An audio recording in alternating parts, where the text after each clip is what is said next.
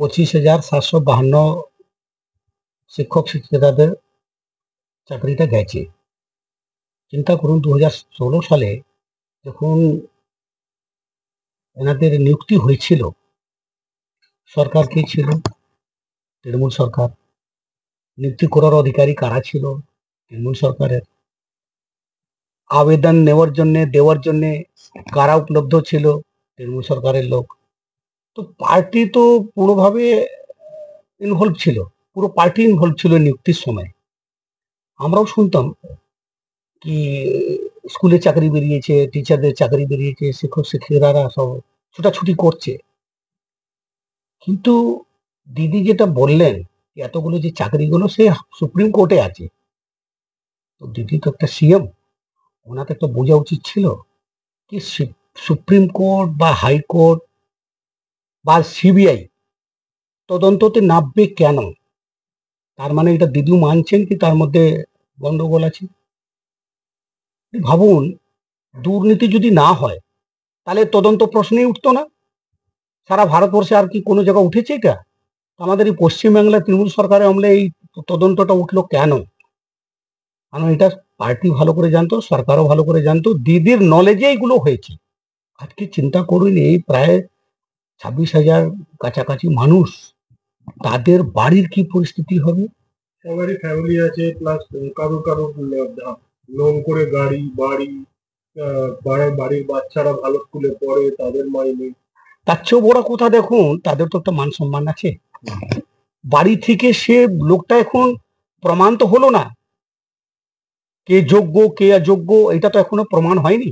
কে টাকা দিয়ে নিয়েছে, কে দিয়েছে কে দেয়নি প্রমাণ হয়নি, কিন্তু কলঙ্কিত হয়েছে কারা? এই 26,000ই আমার পশ্চিমবাংলার লোক, পশ্চিমবাংলায় মানুষ কলঙ্কিত হয়েছে। দায়ীটা কি? আগে তো এটা ভাবতে হবে পশ্চিমবাংলার সকল মানুষকে।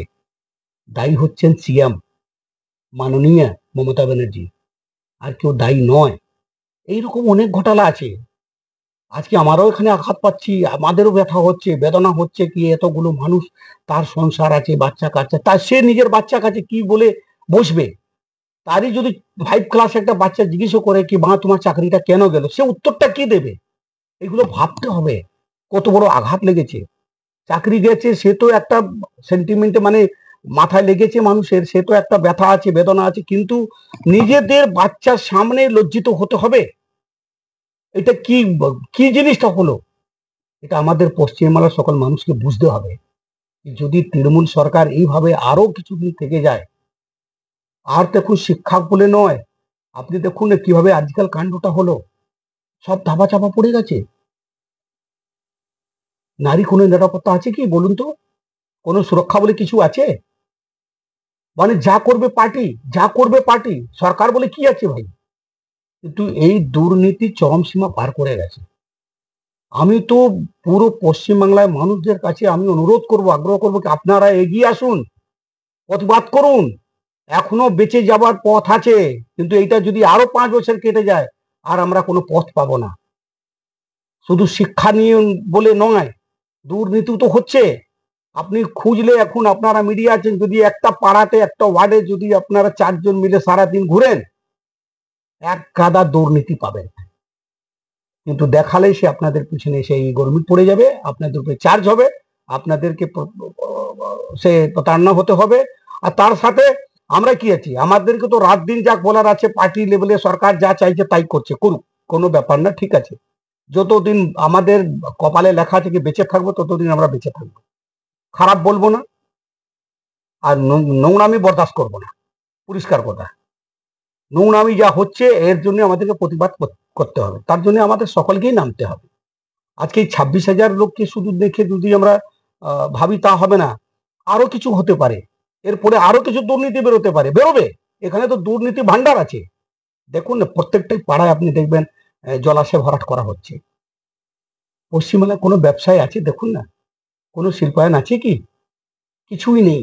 পুকুর ভরাট করো, বাড়ি করো, পুকুর ভরাট করো, প্রমোটিং করো। যেখানে ড্রেন জাম আছে সেখানে ড্রেন পরিষ্কার করার জন্য লোক নেই, পুকুর ভরাট করার জন্য পৌরসভা এগিয়ে যাচ্ছে। পৌরসভা আমি জানি না। তাহলে একটা বাড়িতে যখন গরিব মানুষ একটা যখন কিছু ঢালাই করতে যায় বা একটা কিছু কাজ করতে যায়, সেখানে পৌরসভা কি করে পৌঁছে যায়? একটা গরিব মানুষ যদি বাড়িতে একটা ছোট্ট পিলার দাঁড় করে, সেখানে তো পৌরসভা ঠিক পৌঁছে যায়। তাহলে পুকুর ভরাট হচ্ছে বেআইনি হিসাবে, সেখানে পৌরসভা যাচ্ছে না কেন?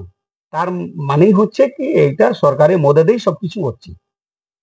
মানুষের উপরে যেভাবে এই দুর্নীতিকে ধাপা ধাপা করে চাপা দেওয়া হচ্ছে, আর পুরো পশ্চিমবাংলা আপনি দেখছেন, এই তো রামনবমী গেল, একটা হিন্দুস্তানের থেকে আর হিন্দুদেরকে কোর্ট থেকে পারমিশন নিতে হচ্ছে, লজ্জার বিষয়।